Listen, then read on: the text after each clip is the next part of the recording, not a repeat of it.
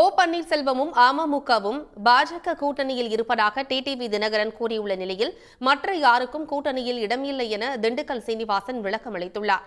கூட்டணி விவகாரத்தில் அரசியல்வாதிகளின் முந்தைய பேச்சுகளை மறந்துவிட வேண்டும் என்றும் அவர் பதிலளித்துள்ளார்.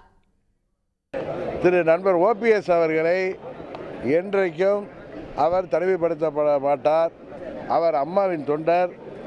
அம்மாவின் தொண்டர்கள் அனைவரும் ஓர் அணியில் இணைந்து திமுக வீழ்த்துவோம் என்று சொன்னேன். அதில் என்றைக்கும் திரு ஓபிஎஸ் அவர்கள் தனிமைப்படுத்தப்பட மாட்டார் என்ற உறுதியை மாத்திரம் நடந்து சொல்றேன். இன்னொன்று சொல்கிறேன், நாங்கள் எல்லாம் திரு மோடி அவர்களின் கரத்தை வலுப்படுத்துவதற்காக தேசிய ஜனநாயக கூட்டணியில் சென்றவர்கள். நாங்கள் என்றைக்கும் எங்கள் நிலைப்பாட்டில் இருந்து பின்வாங்க மாட்டோம் என்பதை இந்த நேரத்தில் மீண்டும் சொல்லிக்கொள்கிறேன். ஒருங்கிணைந்த அதிமுக அப்படிங்கிறதுக்கு வாய்ப்பு இல்லை, நான் ஏற்கனவே ஒருங்கிணைந்த அதிமுகங்கிறதுக்கு வாய்ப்பு கிடையாது. ஏன்னா ஒரு சிலருக்கு பரந்த மனம் இல்லை. வரைக்கும் ஓபிஎஸும் கிடையாது, டிடிவி தினகரன் கிடையாது. டிடிவி தினகரன் ரெண்டு பேரும் இல்லாம தான் பாஜக கூட்டணி வைக்க போறீங்க, ஆட்சி எலெக்ஷன்ஸ் சந்திக்க போறீங்க அப்படின்னு நீங்க கேட்குறீங்க. இது கூட்டணி இப்போ நேற்று தெளிவாக சொல்லிட்டார். அதிமுக உள்கட்சி பிரச்சனையில் பாரதிய ஜனதா இந்த எங்கள் தேசிய கூட்டணி தலையிடாது.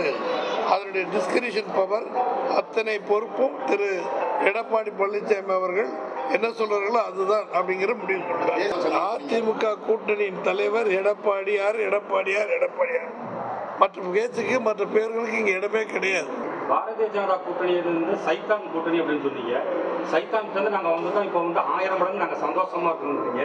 மீண்டும் அந்த சைத்தானோட போய் நீங்கள் கூட்டணி செஞ்சிருக்கீங்க. அதாவது ஒவ்வொரு முறையும் இருக்கிற சூழ்நிலையை பொறுத்து அரசியல்வாதிகள் பேசுவார்கள். இன்னைக்கு இருக்கிற சூழ்நிலையில் இதுதான் எங்களுடைய சூழ்நிலை என்பது சொல்லியிருக்கிறோம். போன தடவை பேசுனது, முந்தி பேசுனது எல்லாத்தையும் கம்ப்ளீட்டாக நீங்கள் தொடச்சிடணும், கம்ப்ளீட்டாக காலி பண்ணிடுங்க. இப்போ இருக்கிற நிலை தான் உண்மையான நிலை. உடனுக்குடன் செய்திகளை தெரிந்து கொள்ள சன் நியூஸ் பெல் ஐகானை கிளிக் பண்ணுங்க.